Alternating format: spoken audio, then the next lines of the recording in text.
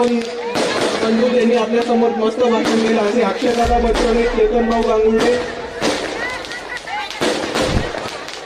Doctor सत्वरत्न पुरे, भारतीय बौद्ध महासभेचे PN साहेब वाघमारे, श्यामसाहेब कांबळे, सुरेश गजवारे, रवी पंडित, संजय टिके, देवानंद कुरदे, प्रवीण मुटमाळ, कैलाश वाघमारे, या सोबत ज्यांचं नाव आहे असे मंचावरती सगळे मान्यवर, इकडे उपस्थित सगळ्या माझ्या बंधूंनो, माता भगिनींनो आणि या चळवळीतल्या साथीदारांनो, तुमच्या सर्वांना माझा शरणू शरणार्थी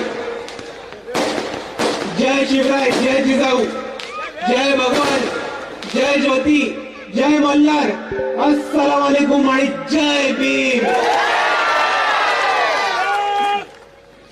सर्वात पहिले चालू करायच्या आधी मला आज त्या दौऱ्यामधली जी 2 गावं राहिली, तिकडे सत्कार होऊ नाही शकला आणि तिकडे आज भेट होऊ नाही शकली, त्या 2 गावांची मला, त्या गावातल्या सगळ्या सदस्यांची मला दिलगिरी व्यक्त करायची आमच्यातर्फे आणि वंचित बहुजन आघाडीच्या सगळ्या पदाधिकाऱ्यांतर्फे. आपण नक्कीच आपल्या गावामध्ये लवकरच याच्यावर मोठा एक कार्यक्रम घेऊ आणि तो यशस्वी पार पडू असं आपण सगळीकडे ठरवूया.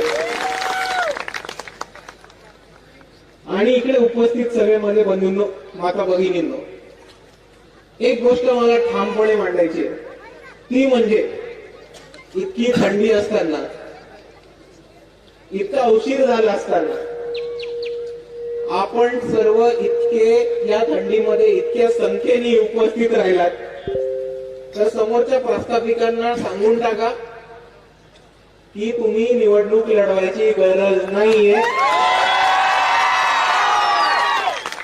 लोहा कांधार विधानसभा मतदारसंघ हा वंचित बहुजन आघाडीच्या डिपॉझिट मध्ये फिक्स आलेला आहे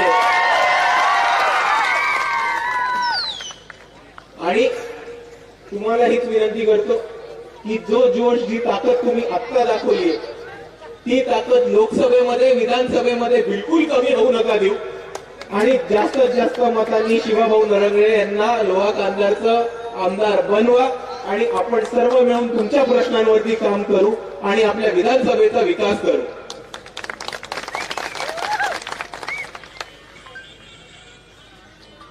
मित्रांनो, आपण सगळ्यांनी टीव्हीवरती बघितलं असेल, बातम्यांमध्ये बघितलं असेल, आपल्या टीव्हीवरती चालतं ना हास्य जत्रा किंवा कॉमेडी सर्कस. आवाज नाही येत? आवाज येतोय? आपल्या टीव्हीवरती दिसत असेल हास्य जत्रा किंवा कॉमेडी सर्कस. त्या प्रकारचा एक प्रकार इकडच्या भाजपवाल्यांनी सुरू केलाय आणि त्याला ते म्हणतात पार्लमेंट.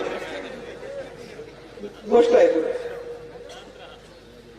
आज सगळ्यात कालपासून भाजपवाल्यांनी नवीन एक युक्ती चालू केली की पार्लमेंटमध्ये जे स्पीकर असतात त्यांच्या मागे 2 फोटो असतात. त्याच्यामध्ये एक जवाहरलाल नेहरूंचा फोटो असायचा आणि दुसरा महात्मा गांधींचा फोटो असायचा. भाजपवाल्यांनी काय केलं की जवाहरलाल नेहरूंचा फोटो काढला आणि तिकडे बाबासाहेबांचा फोटो लावला. त्याच्यावरती काँग्रेसवाल्यांचं नाचक्की झाली, कारण ते बाबासाहेबांना तरी खुला विरोध नाही करू शकत, आतमधनं विरोध करत असतील तरी. ते काय म्हणायला लागले की आप बाबा साहेब का लगाओ लेकिन नेहरू जी का भी रहने दो. मला या दोघांना सांगायचंय, तुम्ही तुमचं नाटक बंद करा, तुम्ही तुमची ही नौटंकी बंद करा. तुम्हाला ज्याचा फोटो लावायचा आहे त्याचा फोटो लावा, पण तुमच्यामध्ये जर खरंच दम असेल तर राजस्थान हायकोर्ट मधला मनुचा पुतळा उपटून दाखवा, मग मानू तुम्हाला.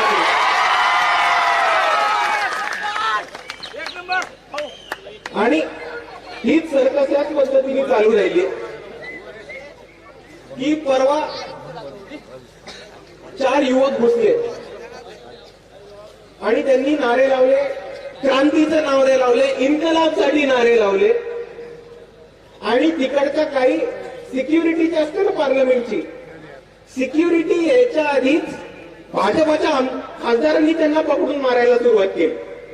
तर ह्याच्यावरनं बरेच प्रश्न उपस्थित होतात. एक प्रश्न हा उपस्थित होतो की पार्लमेंटची सिक्युरिटी करत काय होती नेमकी त्यावेळेस.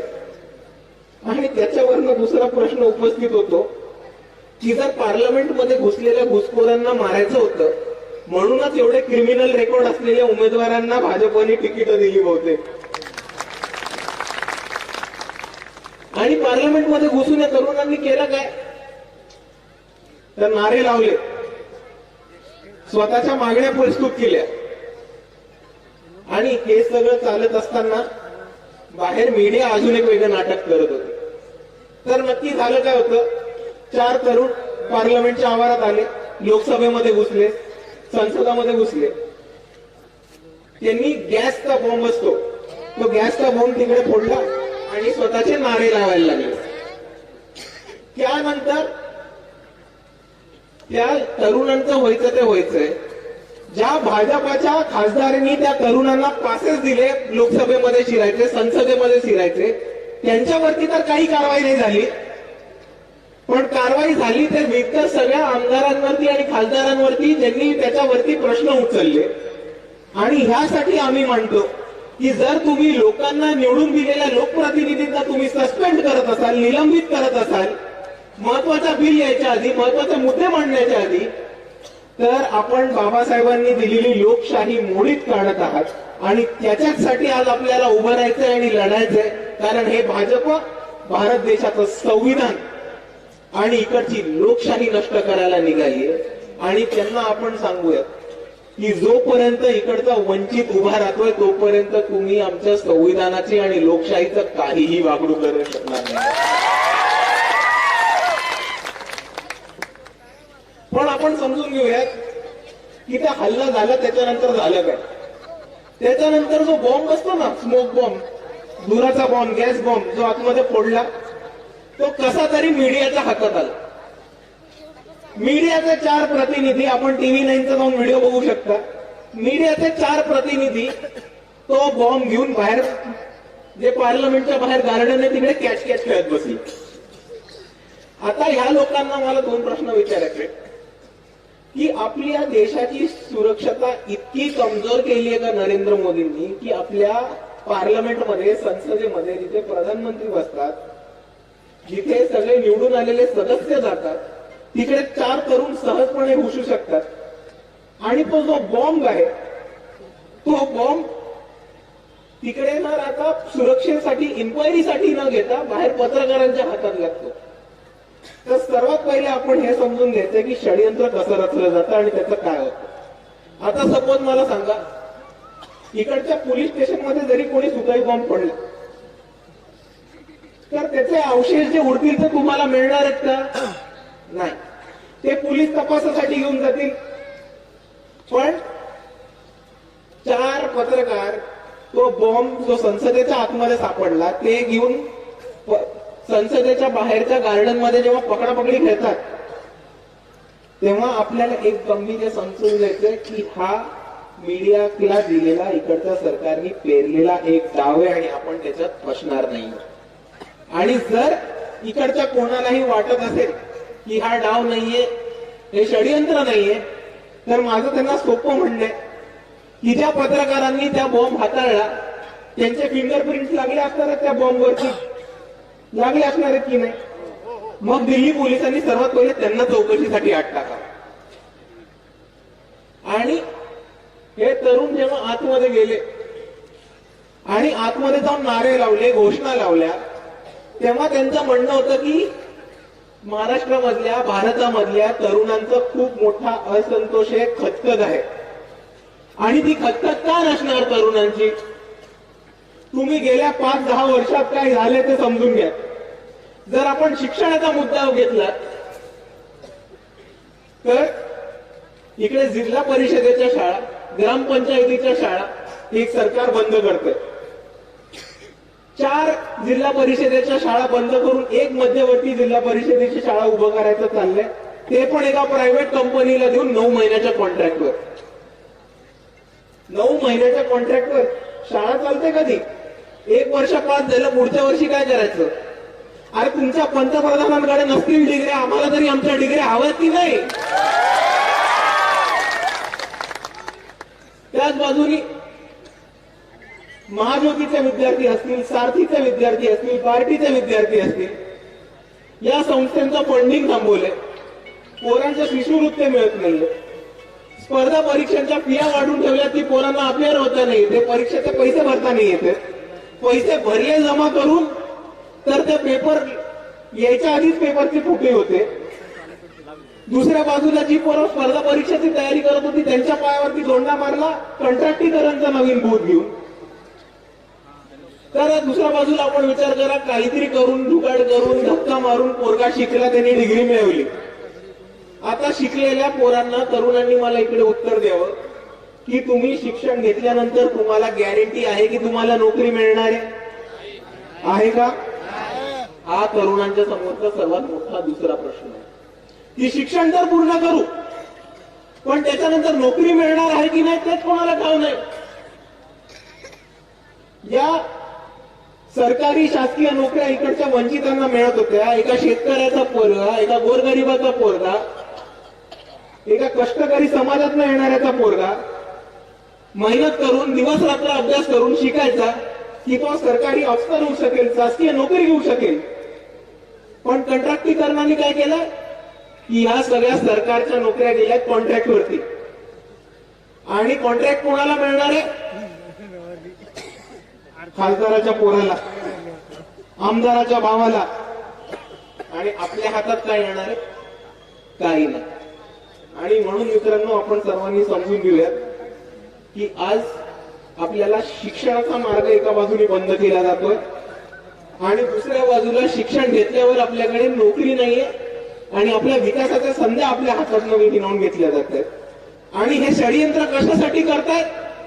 तर परत एका अर्थाने आपल्या डोक्यावरती आधुनिक जातीवाद लावण्यासाठी, 21व्या शतकातली मनुस्मृती आपल्या डोक्यावर लादण्यासाठी की वंचितांच्या विकासाचे जे साधनं होती शिक्षण आणि त्याच्यानंतर येणाऱ्या नोकऱ्या, याच आपल्या हातातनं काढून घेतल्यात. कारण इकडच्या मनुवाद्यांना, इकडच्या प्रस्थापितांना आपल्याला वंचितच ठेवायचं आहे. आणि इकडची सत्तेची तिजोरी, सरकारची तिजोरी, विकासाचे रस्ते, उत्पन्नाची साधनं, शेती, फॅक्टरी, शिक्षण संस्था, साखर संस्था, या सगळ्या प्रस्थापितांना त्यांच्याकडेच ठेवायचे. आणि म्हणून मित्रांनो, आज आपण हा ठामपणे निर्धार करूयात की या प्रस्थापितांच्या हातातनं आपण आपला हिस्सा हिसकावून घेतल्याशिवाय राहणार नाही. आणि म्हणूनच बाळासाहेबांनी हे उभं केलंय वंचितांचं राजकारण की ज्या लोकांना आतापर्यंत सत्तेपासनं इकडच्या व्यवस्थेपासनं वंचित ठेवले त्या लोकांना सत्तेत घेऊन जायचं. आणि जोपर्यंत वंचिताचं प्रतिनिधित्व करत नाही तोपर्यंत त्या लढा थांबणार नाही. मित्रांनो, एवढं आपण निश्चित ठेवून घ्या. आणि आपण इकडे शिक्षणाबद्दल बोलतोय, नोकरीबद्दल बोलतोय, ह्याच्यावरनं एक महत्वाचा मुद्दा लक्षात आला मला. आपण इकडे शिक्षणाबद्दल आणि नोकरीसाठी लढतोय, अजून कोणतरी या महाराष्ट्रामध्ये शिक्षण आणि नोकरीसाठी लढतोय. या महाराष्ट्रामधला गरीब रयतेचा मराठा समाज एक 3-4 महिन्यांपासून शैक्षणिक आरक्षण आणि नोकरीमध्ये आरक्षण याच्यासाठी महाराष्ट्रभर त्यांच्या सभा होत आहेत, मोठा प्रतिसाद मिळतोय. एक व्यक्ती उपोषणावरती बरेच दिवस बसलेत. पण या मराठा बांधवांना मला एक गोष्ट सांगायची आहे आणि मराठा बांधवांनी ह्या गोष्टीकडे खास करून ध्यान द्यायला पाहिजे की भावांनो, तुम्ही परिस्थिती समजून घ्या. 2 महिने झाले, 4 महिने झालेत आता की आपण आंदोलन छेडलंय. आपण एक महाराष्ट्रामध्ये एक मोठं आंदोलन उभं केलंय नोकरीमध्ये आरक्षणासाठी आणि शिक्षणामध्ये आरक्षणासाठी. आणि त्याच बाजूला मराठा समाजातले एक दिग्गज नेते जे आपल्या महाराष्ट्राचे दुसरे उपमुख्यमंत्री आहेत, अजितदादा पवार, ते म्हणतात की पीएचडी करून इकडची पोरं काय दिवे लावतील. तर मराठा बांधवांनी खास करून हे समजून घेतलं पाहिजे की त्यांनी असं स्टेटमेंट करणं, त्यांनी असं विधान करणं, ते पण विधानसभेमध्ये तुमचं एवढं मोठं आरक्षणाची लढाई चालू असताना, ते पण शिक्षणाच्या आरक्षणामध्ये, हे वक्तव्य तुमच्या आंदोलनाची गांभीर्य काढणारं वक्तव्य आणि तुमच्या आंदोलनावरती मजा उडवणारं हे वक्तव्य, आणि हे तुम्ही गंभीरपणे घेतलं पाहिजे असं मी सगळ्यांसमोर मांडतो. दुसऱ्याच बाजूला मराठा समाज आंदोलन करत आहे आणि भाजपचं दुसऱ्या बाजूला एक षडयंत्र लगेच चालू होतं की दोन समाजांमध्ये, दोन जातींमध्ये लगेच भांडणं लावून द्यायची आणि त्याच्यावरती सत्ता काबूज करायची. पण या ओबीसी बांधवांना जे आंदोलन करतायत त्यांना बाळासाहेब आंबेडकरांनी मुंबईमधल्या संविधान सन्मान महासभेमध्ये एक गोष्ट सांगितली होती की आपण इतिहास तपासून घ्या की आपल्याला आरक्षण नक्की कोणाच्या लढ्यामध्ये मिळाले, आणि जेव्हा काही लोक तुम्हाला आरक्षण मिळावं ह्याच्यासाठी लढत होती तेव्हा त्यांच्या विरुद्ध कोण उभं राहिले. आणि आपण एकदा इतिहासात तपासून बघा की मंडल कमिशन बरोबर कोण होतं आणि त्याच्या विरुद्ध हिंदुत्वाचं कमंडल कोण नक्की घेऊन आलेलं. त्या वक्तव्यावरती काही बहुजन नेते हे म्हणाले की इतिहासात जाऊन काय करणार आहेत, इतिहास कशाला बघायचा आता. तर ह्याच्यावरती बाबासाहेबांचं एक खास वाक्य होतं, those who can never understand history can never write history. जो माणूस आतापर्यंत इतिहास कधी समजला नाहीये तो माणूस कधी इतिहास लिहू नाही शकत किंवा बदलू नाही शकत.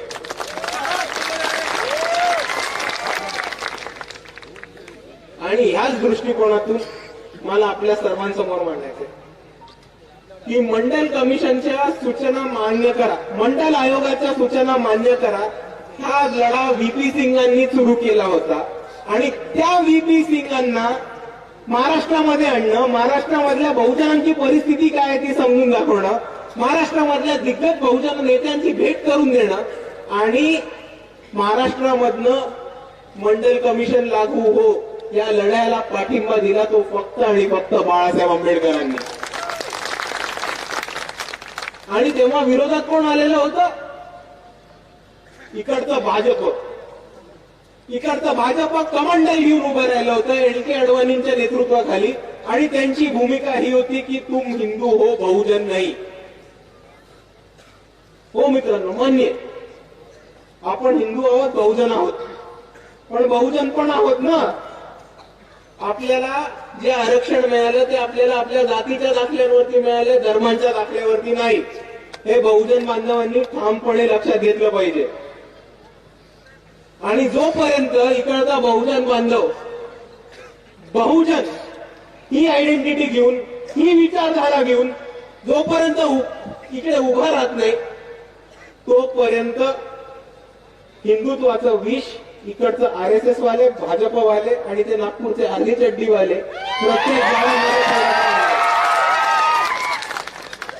आणि जर आपल्याला ते विष थांबवायचं असेल, जर आपल्याला आपला लढा, बहुजनांचा लढा उभा करायचा असेल तर इकडच्या प्रत्येक बहुजन बांधवांनी बहुजन म्हणून उभं राहिलं पाहिजे आणि या वंचिताच्या लढ्यामध्ये साथ दिली पाहिजे. कारण तुम्हाला एक गोष्ट सांगतो,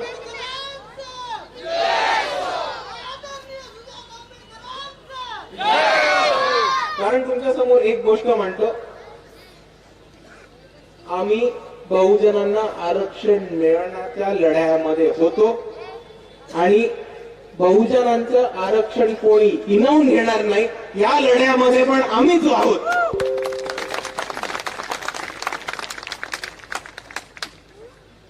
आणि हे समजून घेत असताना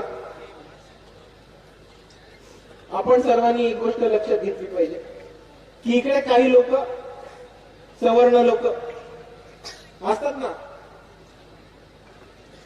डिश टीव्ही अँटीनावाली लोक, ती लोक म्हणतात की हे सगळं ठीक आहे पण आरक्षण कशाला पाहिजे. तर मित्रांनो, विषय लक्षात घेऊन जा, ही जी लोक आहेत ही 20%हून जास्त नाहीये त्या देशामध्ये आणि इकडचे 20% लोक रडू राहिले की 80% समाजाला 50% कसं मिळतंय. अरे पण तुमच्या बापाने इतके वर्ष देश लुटून खाल्ला त्याचं काय. आणि म्हणून बाळासाहेब आंबेडकर प्रत्येक ठिकाणी हीच ठामपणे भूमिका मांडतात की गरीब रयतेंच्या मराठ्यांना बहुजनांच्या आरक्षणाला हात न लावू देता आरक्षण हे वंचित बहुजन आघाडी आणि बाळासाहेबच मिळवून देणार आहेत.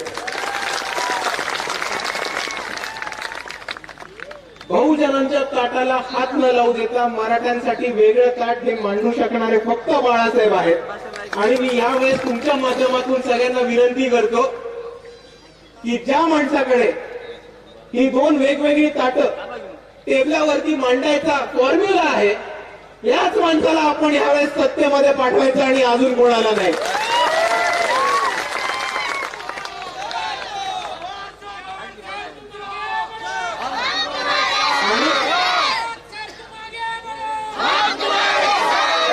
कोणाला माझं म्हणणं खोटं वाटत असेल, कोणाला माझं म्हणणं थोडंही खोटं वाटत असेल तर या मंचावरनं त्यांना खुलं चॅलेंज आहे की जातीची जनगणना घेऊन दाखवा, मग आपण बघू दूध का दूध और पाणी का पाणी.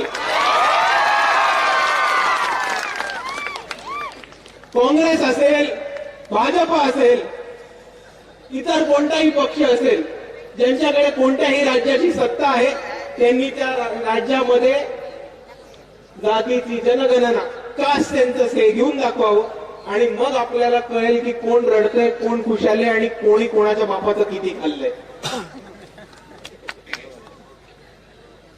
आणि हेच चालू असताना दोन जातींमध्ये, दोन समाजांमध्ये दंगलीचं वातावरण, दोन धर्मांमध्ये तिढा निर्माण करून राजकारण चालू असताना एक आपले अजून एक दिल्लीचे महान व्यक्ती आहेत, ते निघाले भारतभर फिरायला आणि ते म्हटले हम इस यात्रा को कहेंगे भारत जोडो यात्रा. एक सोपी गोष्ट आहे आणि तुम्ही मला सांगा हे शक्य आहे की नाही की जाती तोडण्याच्या आधी भारत जोडणं हे शक्य आहे की नाही. तर नाही. भारत जोड़ने के लिए पहले जाति तोड़ना पड़ता है और जाति व्यवस्था तोड़ना है तो उसके लिए अंबेडकरवाद और बाबा साहब को अपनाना पड़ता है.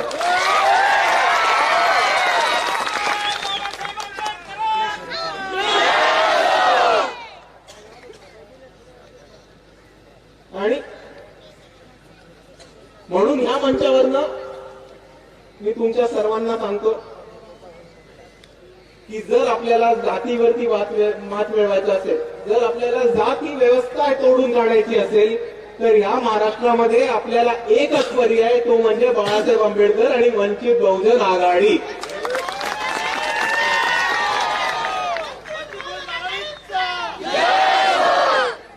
आणि म्हणून या काँग्रेसवाल्यांना सांगतो कि अभी तक मौका है, साथ में आ जाओ. आम्ही तुम्हाला प्रस्ताव पाठवले. मल्लिकार्जुन खरगेंना एक पत्र दिले. बाळासाहेबांनी राहुल गांधींना पत्र दिलं मुंबईच्या संविधान सन्मान महासभेमध्ये येण्यासाठी. पृथ्वीराज चव्हाण साहेब म्हणतात की आम्हाला हे पत्र मिळालंच नाही, असं काही पत्रच नव्हतं दिलं. अरे जर पत्र नव्हतं दिलं तर राहुल गांधींचे सबस्टिट्यूट म्हणून नाना पाटोळे स्वतःच्या इच्छेने आलेले का कोणी फोन करून बोलवलेलं त्यांना? का डायरेक्ट हेलिकॉप्टरनी लँड झाल्यावरनं? म्हणून या काँग्रेसवाल्यांना सांगू इच्छितो की अभी तक मौका है, साथ में आ जाओ. कारण आम्ही तर वंचित होत. आम्ही इकडे वंचितांचा लढा उभा करायचा प्रयत्न करतोय. इतके दिवस यांनी सत्तेच्या बाहेर ठेवलं, ते लोक सत्तेच्या बाहेर ठेवत आहेत. एक अजून टर्म सत्तेच्या बाहेर राहिलं तर काही फरक पडत नाही आम्हाला. तुमच्या प्रॉपर्ट्या, तुमचे शिक्षण संस्था, तुमचे साखर कारखाने, तुमचे सोयरे, तुमचे नातेवाईक हे टिकून ठेवायचे तुम्हाला. म्हणून तुम्ही सत्तेमध्ये जाण्यासाठी उलट्या उड्या मारताय. आम्ही सत्तेमध्ये जायची आम्हाला काय इमिजिएट इच्छा नाहीये. यावेळेस नाही गेलो तर पुढच्या वेळेस जाऊ, पुढच्या वेळेस नाही गेलो तर दार तोडून आतमध्ये जाऊ. पण आम्ही डेस्परेट नाही आहोत सत्तेमध्ये आत्ताच्या आत्ता जायला. तुमच्या पक्षाची अवस्था 2 टर्म सत्ता गेल्यानंतर काय होतीये ती अख्ख्या भारताने बघितलेली आहे. म्हणून परत एकदा म्हणतो, मौका आहे, साथ में आ जाओ. कारण तुम्ही नाही घेतलं तर नाही घेतलं, आपण लढणं सोडणार आहोत का?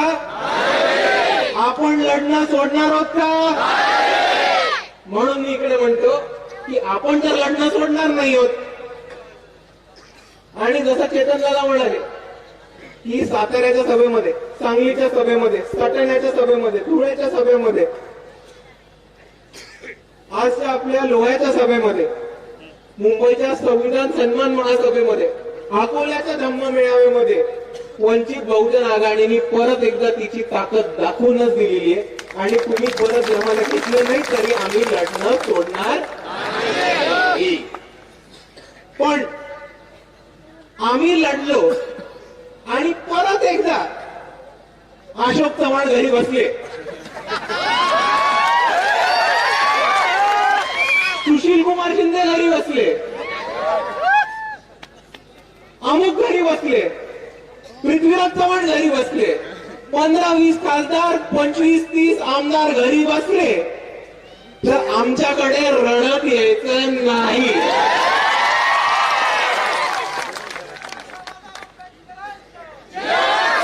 तुम्हाला संधी दिली होती, नंतर रडगाणं ऐकून घेणार नाही. परत येऊन रडला तर सरळ ठोकून काढ.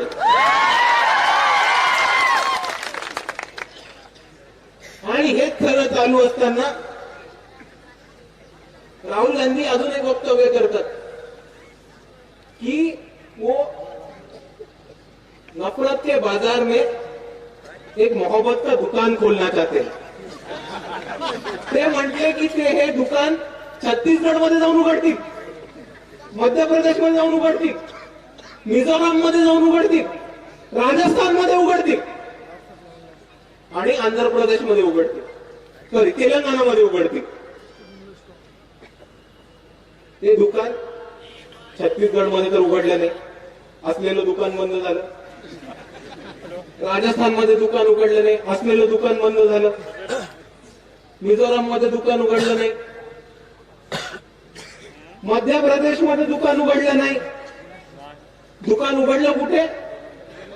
तेलंगणामध्ये. अरे पण भावा, तेलंगणामध्ये तर भाजपचा बाजार पण नव्हता ना. बाजार तर तिकडे बीआरएस आणि एमआयएमचं होतं.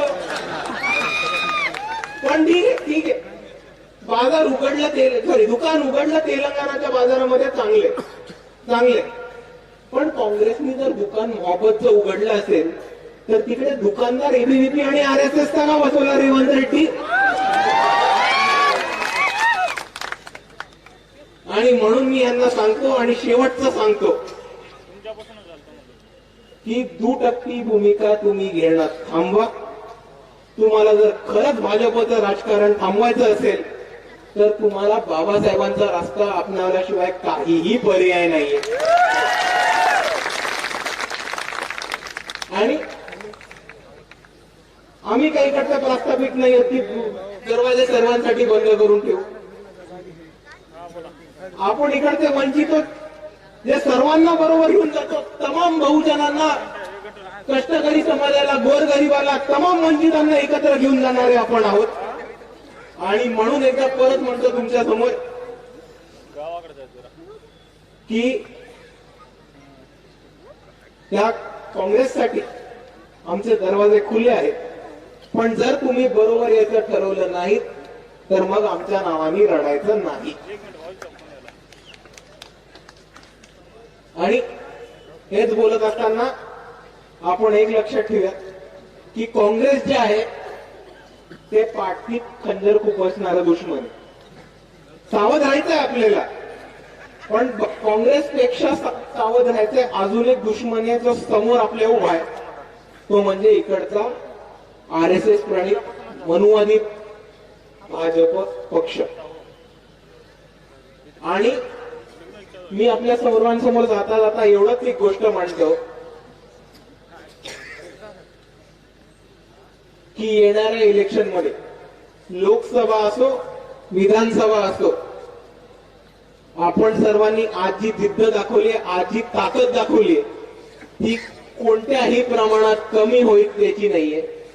कारण येत्या निवडणुकीत काही झाल्यास आपल्याला वंचित बहुजन आघाडीचे जास्तीत जास्त उमेदवार लाखोच्या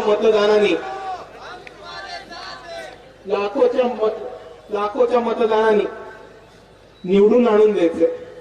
आणि इकडची जी भाजप आहे, RSS आहेत, त्यांच्या बरोबर जे अंबाजे गुरुजी आहेत, त्याचबरोबर त्यांचे जितके पण RSSच्या खालती चालणाऱ्या जितक्या पण हिंदुत्ववादी संघटना आहेत, त्या सगळ्यांचा माज उतरून आपल्याला वंचितांची सत्ता या महाराष्ट्रामध्ये आणायची.